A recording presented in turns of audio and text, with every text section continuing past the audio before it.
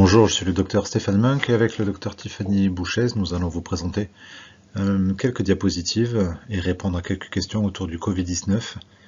C'est principalement adressé aux infirmiers et infirmières diplômés d'État libéraux.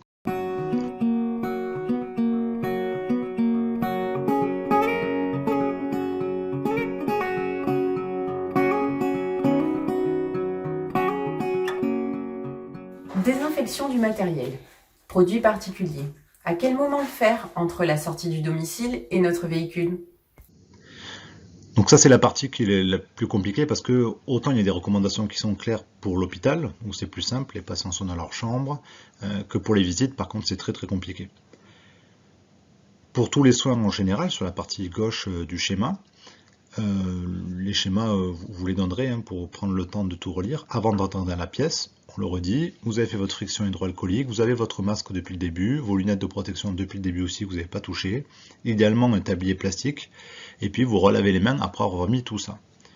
En entrant dans la pièce, si vous êtes en contact avec des liquides biologiques, parce que vous nettoyez les protections, parce que vous faites de la toilette, là il faut porter des gants qui sont non stériles. Ensuite, quand vous allez vous déshabiller, avant de sortir de la pièce, vous jetez tout, vous vous lavez les mains, et puis en sortant de la pièce, vous mettez à décontaminer les lunettes de protection et le matériel utilisé, par exemple saturomètre, tensiomètre, stéthoscope, selon si vous prenez votre tension manuellement ou si vous prenez votre tension avec un tensiomètre automatique. Avec les risques d'aérosolisation, normalement ça ne doit pas être vous, mais chez un patient, imaginons qu'il y a énormément d'aérosols pour une BPCO, et là il vaut mieux porter un FFP2. Ensuite, après, quand vous sortez du domicile avec le tensiomètre et le saturomètre, il n'y a pas de recommandation claire. Ce qui pourrait être idéal, c'est que votre saturomètre ou votre tensiomètre soit stocké par exemple dans une mallette ou une pochette en plastique et que vous puissiez désinfecter l'intégralité, c'est-à-dire la pochette, votre tensiomètre et votre saturomètre en sortant du domicile. Donc une astuce pourrait être effectivement d'équiper de votre coffre un drap lavable à 60 degrés sur lequel vous mettez une bassine, dans lequel vous mettez, dès que vous sortez de chez le patient, la pochette plastique, le saturomètre et le tensiomètre, vous les désinfectez, vous appliquez du surfagnos, vous appliquez une solution donc qui est exprès pour faire ça. Donc ça peut être des lingettes Septalcan, par exemple, c'est marqué sur le schéma. Et puis vous laissez agir le temps que vous alliez chez le prochain patient pour enfin sécher tout ça. Il faut souvent quand même qu'il y ait un certain temps d'application du surfagnos sur les surfaces type tensiomètre ou saturomètre. Et donc le fait d'aller d'un patient chez l'autre peut permettre au surfagnos d'être vraiment très efficace. Et ensuite vous séchez et puis vous pouvez l'utiliser chez de nouveaux patients. Voilà.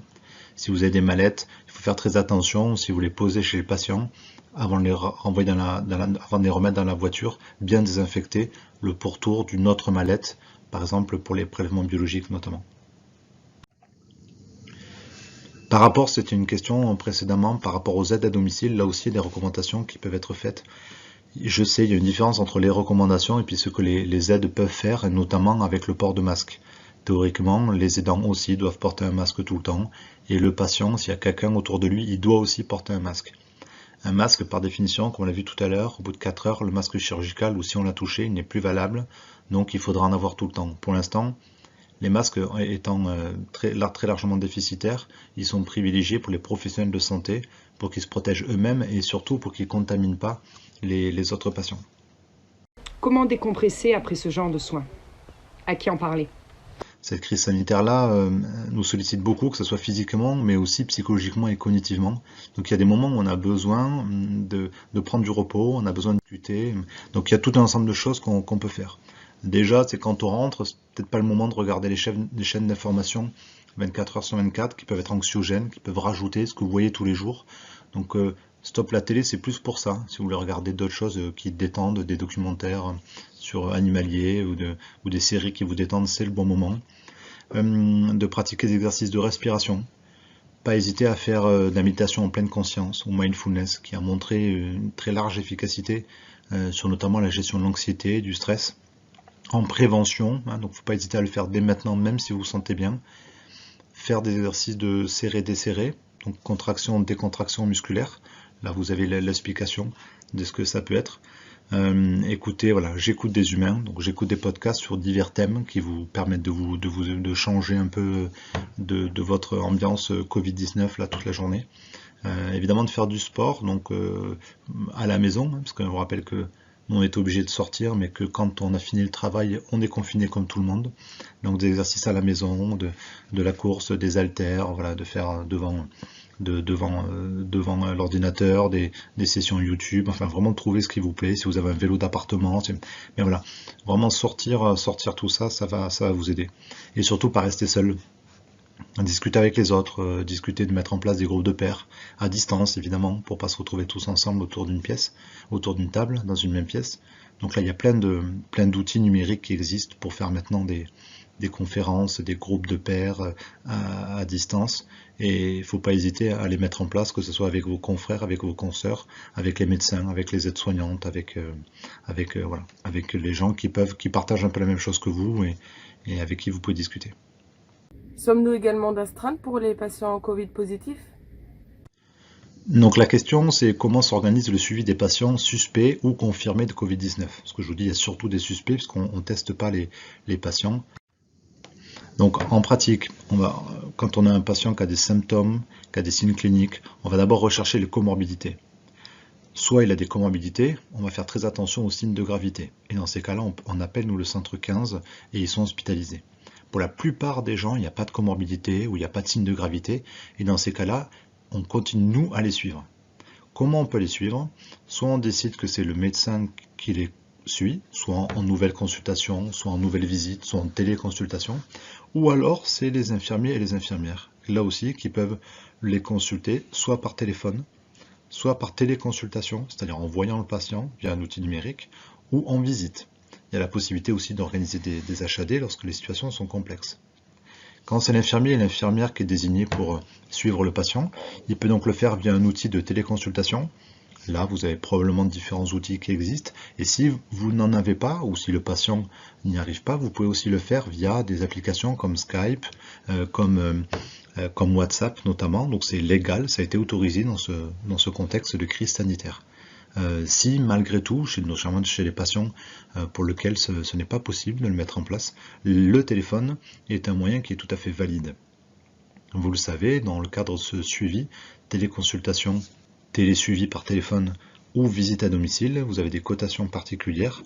Si lors de ces suivis, vous avez des symptômes qui vous inquiètent, il ne faut pas hésiter effectivement à prévenir rapidement le médecin pour qu'il consulte le patient et voit s'il y a des critères de gravité. Ce qu'il faut retenir vraiment, c'est que les patients peuvent s'aggraver très très vite. Quand ça s'aggrave très très vite, c'est au niveau respiratoire. Donc un patient qui dit j'ai du mal à respirer alors que la veille il allait très très bien, ou j'ai une oppression thoracique, ou dès que je fais le moindre effort, je suis vraiment très très essoufflé, pour vous c'est un signe d'alerte et là il ne faut pas hésiter à appeler le médecin pour qu'il confirme cela et qu'il prenne la décision la plus adéquate. Donc la téléconsultation de suivi, elle sera définie par le médecin qui a vu le patient le premier jour et qui la définira soit à J3 à partir des premiers symptômes, soit à J6, J7, soit à J10, soit peut-être en post-hospitalisation, soit de façon quotidienne chez les patients à risque, peut-être isolés. Et la surveillance repose sur l'apparition de signes d'alerte. Vous les avez là, donc avec les puces, surtout la détresse respiratoire. Donc il ne faut pas hésiter, profiter de la vidéo pour regarder votre patient torse nu, voir s'il y a des signes de tirage, voir s'il respire correctement, voir s'il a une cyanose, que ce soit au niveau des mains, que ce soit au niveau des lèvres, est-ce qu'il est essoufflé, dès qu'il a un petit monologue, que vous lui posez des questions, rapidement il est essoufflé. Évidemment, il faut qu'il prenne sa température plusieurs fois par jour. S'il y a une majoration de la fièvre, c'est un signe d'alerte pour vous. Sa toux augmente. Évidemment, encore plus si sa conscience est altérée, s'il est déshydraté. Et chez les sujets âgés, tout d'un coup, il n'est plus du tout comme d'habitude. Pour tester si une personne a déjà un début d'essoufflement, voire même pouvoir approximativement évaluer une saturation à distance, vous pouvez utiliser le score de Roth. Donc vous allez demander au patient à voix haute de compter le plus rapidement possible. Il inspire fort, il compte le plus rapidement possible jusqu'à ce qu'il soit obligé de reprendre sa respiration. Donc il inspire. 1, 2, 3, 4, 5, 6, 7, 8, 9, 10, 11, 12, 13, 14, 15, 16, 17, 18, 19, 20, 21, 22, 23, 24, 25, 26, 27, 28, 29, 30, 31, 32, 33, 34. Et puis, il est obligé de reprendre sa respiration. Vous notez le dernier chiffre. S'il est au-delà de 30, tout va bien, c'est très rassurant. Si c'est inférieur à 10, Là, vraiment, il faut se dire, il y a peut-être un problème de saturation, et là, voir comment on peut examiner le patient via le médecin ou via une visite. Ici encore, s'il n'arrive même pas à compter jusqu'à 7 ou ça dure moins de 5 secondes, là, c'est encore plus sérieux. Pour la tension artérielle, pour le pouls, pour la température, ça dépend aussi si les patients peuvent avoir du matériel chez eux, voir la saturation s'ils ont des saturomètres. C'est des éléments que vous pouvez avoir en téléconsultation sans avoir besoin d'examiner le patient. Cette vidéo est maintenant terminée. J'espère qu'elle a pu répondre à la majorité de vos questions. Si malgré tout il doit en rester, n'hésitez pas à revenir vers nous pour poser les questions. Vous pouvez aussi aller sur les références que je vous indique en fin de document.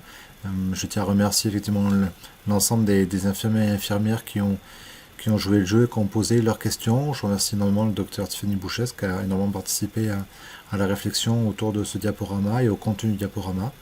Et je vous souhaite un bon courage pour effectivement tout le travail qui nous attend.